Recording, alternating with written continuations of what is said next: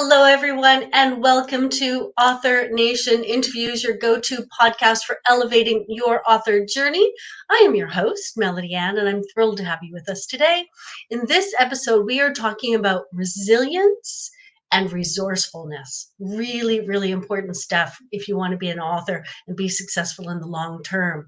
And as part of the vibrant Author Nation community, you gain access to a wealth of resources at authornation.online, from writing expertise to savvy marketing strategies. Let me introduce our guest. I'm very excited about today. In 1968, Liz Long's life took a tragic turn when a close family member, Linda White, went missing, pushing 6-year-old Liz into a shitstorm of epic proportions. 5 agonizing years later, Linda's body was discovered. Her case stands as one of Canada's longest unsolved crimes. At 58, Liz confronted her adult depression by checking into an inpatient treatment center for healing.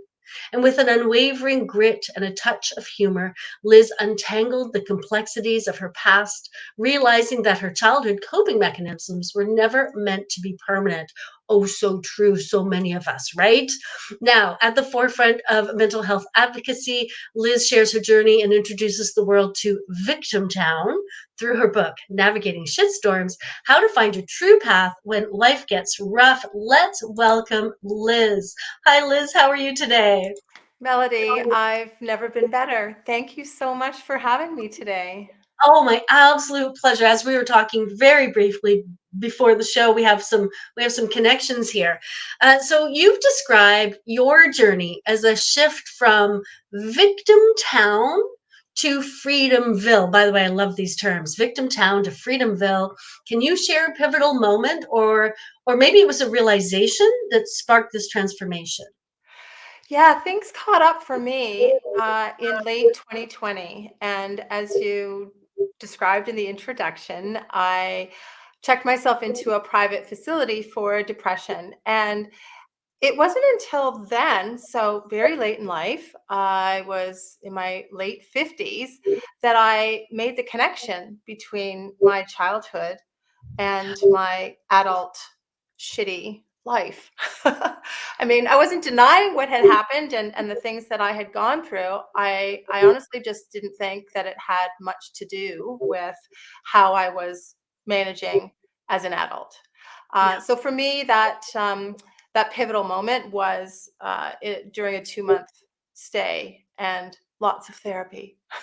Yeah, absolutely. And that's, it's interesting. I find that being willing to say, I need help, and checking yourself in is one of the strongest things people can do. People think, oh, there's this, and we're shifting now, but it used to be, oh, if you need help, you're weak. But we're starting to realize if you ask for help, you're strong, right? Yes, and it's also for me, it was really vulnerable and quite Yes. terrifying. And so I did it all within a really short time frame. I researched places, I made the commitment, I booked a flight, and I called my best friend and said, I need you to come and pick me up. And she drove 3 hours to get me and threw my suitcase in the car. She drove 3 hours back to Toronto airport, night with me, and took me by the hand and put me on the plane. Yeah. We Uh, all need someone like that in our lives. yeah, I was really fortunate. Yeah. So the book, Navigating Shitstorms, it highlights the battle between those destructive inner voices. Uh, so how do you differentiate the voices that lead to Victim Town versus those that guide you towards Freedomville? It can be a little bit tricky. And Mhm. one of my go-to strategies, I mean, we all have those two voices in our head, right? We have the internal dialogue, the conversation, and for most of us, one of those voices is pretty shitty, and that's one of the voices from Victim Town. And we can talk about some of the places in Victim Town later. And uh, that voice makes us feel afraid. It makes us feel despondent, hopeless. It makes us feel like we're not good enough. And the voice that can talk back to it is the one that we were all born with. So it's in each one of us. And I call it our heart voice. And it's the voice that's founded in love versus the Victimtown voices that are all founded in fear. And our heart voice makes us feel reassured, hopeful, competent. It's our true voice. It is our true essence, and that's the one that can provide the guidance. And that guidance is unique for every single one of us. I mean, our paths out of Victimtown into Freedomville are as varied as the human personalities are. Yeah. Yeah. And I want to just dig into this just a little bit because some people say, oh, my inner voice isn't destructive. And yet it's saying things like, oh, you're never going to be good enough if you don't do this. And they're like, no, that's not destructive. That's just tough love. So can you do that just a little bit? Yeah, I know that voice. That I call that voice the boss. That's the voice of the place in Victimtown that's named the Control Factory, that tells us that circumstances have to be a certain way before we can be happy, that we should do all of these things. Yeah, she's lying. Yeah. Yes. Yes. So tough love isn't mean, right? Tough love is about self-love and self-compassion. So let's talk about that. So how does self-love and self-compassion actually contribute to resilience, to perseverance when you're Oh. facing challenges? It's the foundation of it all, Melody, and I think it's the quintessential human journey to come back to the way that we were born, and that is to love ourselves without limits or conditions. And Mhm. and that's the tough part. Um, we learn fear as children, and the voices then start to get ramped up, and it's a direct result of whatever shit happened to us when we were kids. And we all had something. And when I came out of the place and did a whole bunch of research about childhood trauma and the implications, the thing that surprised me the most was that the most indicative factor as to how we fared as adults was not the severity of what happened to us as kids. It was how we responded to it.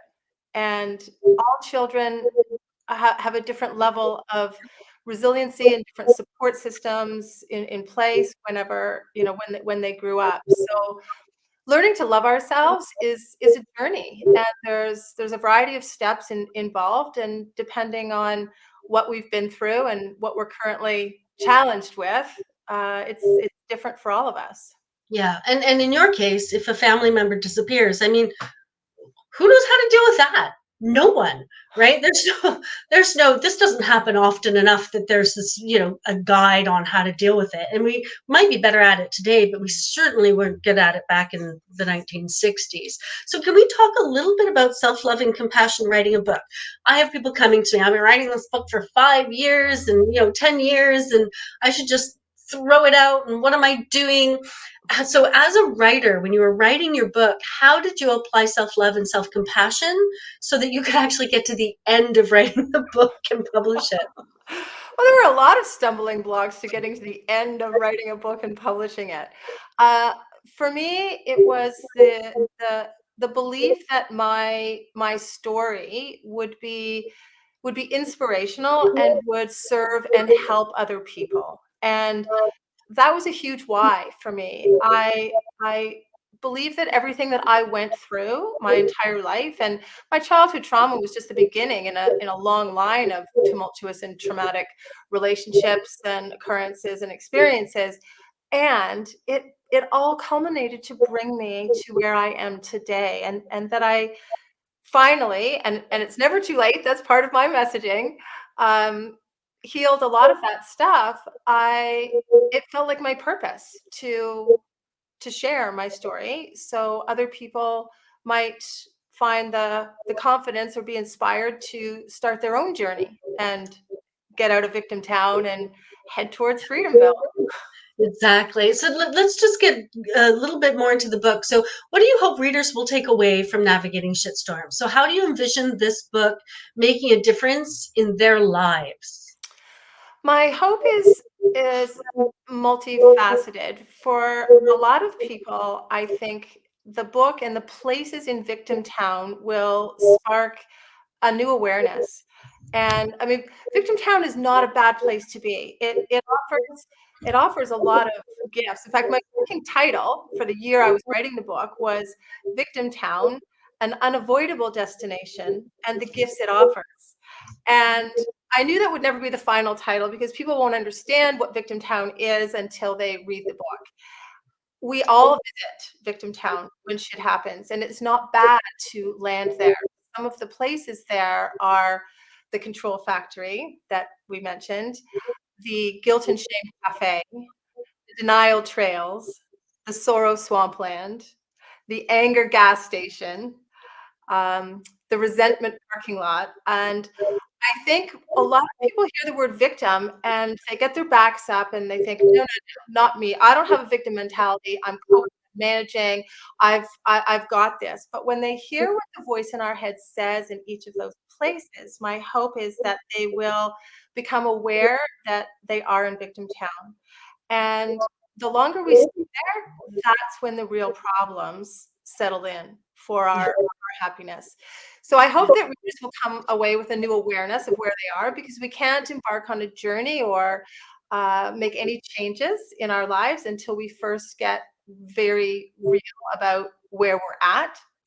And the other thing that uh, wasn't planned, it just worked out that way, that Victimtown does, is it creates a new language that serves to destigmatize some mental health issues and make conversations that are typically very vulnerable and hard a lot easier to initiate, either for ourselves to express where we're at and how we're feeling, or to support somebody we love, to ask questions in a way that isn't invasive. And once conversations are opened about mental health, then the healing can start and problem solving can begin. But we have to be able to talk about it. And Victimtown creates a new language that that fosters conversation. Yeah, I love that. And I just, I'm going to be devil's advocate again and just like, just to get a, just to hear what you have to say. You hear people saying, "Oh, so and so is such a victim, always being a victim," or "Don't be a victim," or acting like a victim isn't good. Like, you have to get out of that. Or and what I hear you saying is sometimes we have to live there for a little while Yeah, before we yeah. can leave. So, can It's you kind of respond to if somebody said to you, "Oh, Liz, don't be a victim. You're such a victim." How would you respond to that if you were dealing with trauma?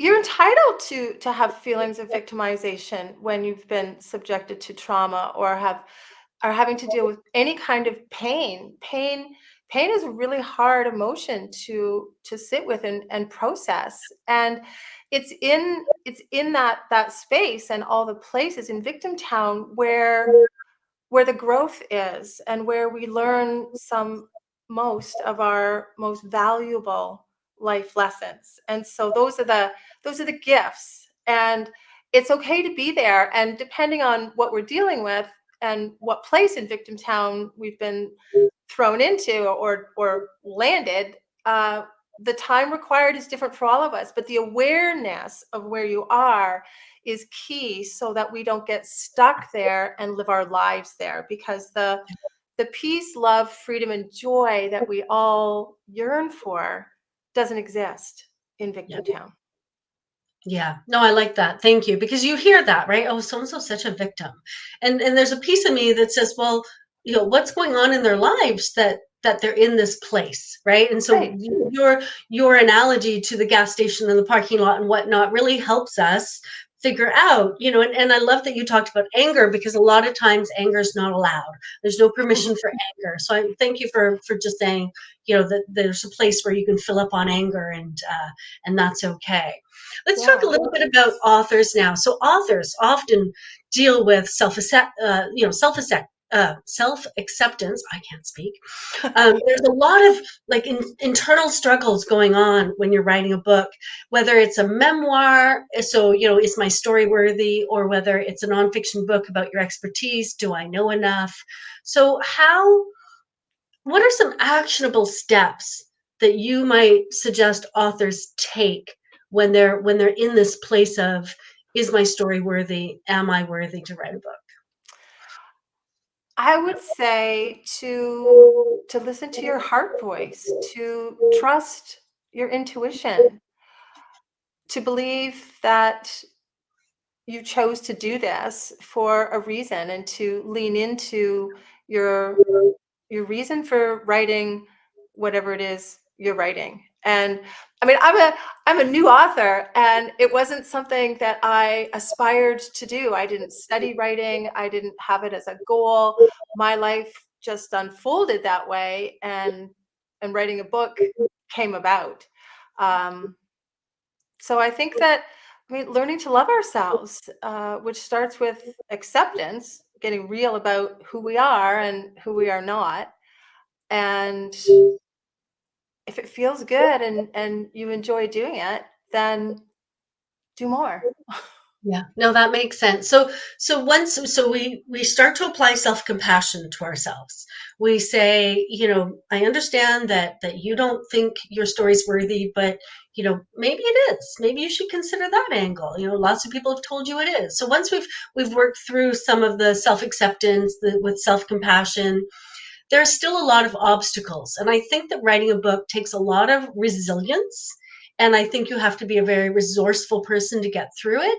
So, just from your experience writing a book, how did you adapt and thrive as you were going through the process? Yeah, interestingly enough, in the very early stages of me deciding to write a book and coming up with the outline and starting to dig in, I got diagnosed with ADD. And that had a real impact on how I approach. So I lived my whole life not knowing I had ADD and was able to function. I have a very robust system of checklists and organization so that things don't fall through the cracks. So I found my own way to overcome that. But the taking on of a project of managing, writing and organizing 60,000 words was a little ominous. And I knew nothing about the industry and nothing about the process. And I signed up for, through a referral, a workshop with a woman named AJ Harper. And her program is called Top 3 Books. It's focused on nonfiction authors. And through her program, I got the structure and the guidance and the accountability to help me through that process. Nice, nice. Thank you. So what I hear you saying is, get support. Right? Yeah, Find someone yeah, who fits with you and get support, right? That makes perfect sense because it is, as you say, putting together 60,000 words is a big project, right? yeah, So it's a lot. yeah, I want to go back to the book before we wrap up because I've asked you, what are some steps authors can take? But I want to talk about your book. What if somebody is listening? I know we have authors, but lots of authors live in Victimtown too. So what if we're listening and we realize, oh, I'm living in Victimtown. What do I do? I think it depends on where you are and how long you've been there, and what your past experiences are. I talk a little bit about the things that helped me get out of Victim Town in my book. I'm also in the process of writing a guidebook, which will help readers apply concepts and reflect and evaluate around their own experiences and life to find their own paths. It it's so unique for each of us, and the great thing is we can feel our way through that, and there are so many different support systems and healing modalities available today. I would invite readers to just be curious and, without judgment, try on different things to see how they fit and how they feel. And if things feel, I mean, that's your heart, to listen to your heart voice say it's the right thing for you. It's Yeah, not a it's not a here's a prescription, 1, 2, 3 steps and guaranteed you're on your way. I wish it was. yeah, but it's not. But it's It's not. not. I just want to add something to that. So there are lots of modalities, as you say. And so one is to find the modality that works for you, but then within a modality, there are a lot of providers as well. And so it's not just the modality, but finding the right provider fit as well. So some people have gone to counseling, for example, and then they say, oh, that was a terrible experience. Counseling is not for me, versus that counselor is not for me. So I just wanted to pop that out. And if you have something to add to that, please do. Yeah, no, you're absolutely right. In the therapy realm, I've had multiple, and when I was going through my shitstorm of a divorce, it took me three therapists to find the right fit. So I would say keep trying. I mean, there's nobody more important in this world than you, and uh, different things work for different people. So Yeah. keep seeking. Thank you. Yeah, that's what I wanted to hear. That just that, don't give up too early, right? That's part of the Yes. resilience. That's part of being resourceful. So, you need to be resilient and resourceful sometimes to get through the trauma, to get, to realize you're in Victimtown and to move from there to Freedomville. So thank you very much, Liz. Where can we learn more about you and maybe get a copy of Navigating Shitstorms? Navigating Shitstorms is available on all the places: Amazon, Audible, Kindle, Barnes& and Noble, Indigo. And to connect with me, you'll find me at lizlongwrites.com. I have an email blurb I send out really sporadically. It's not a weekly or monthly thing. The voice in my head says, oh, you have to be consistent. You should do it, at the same time. And I don't.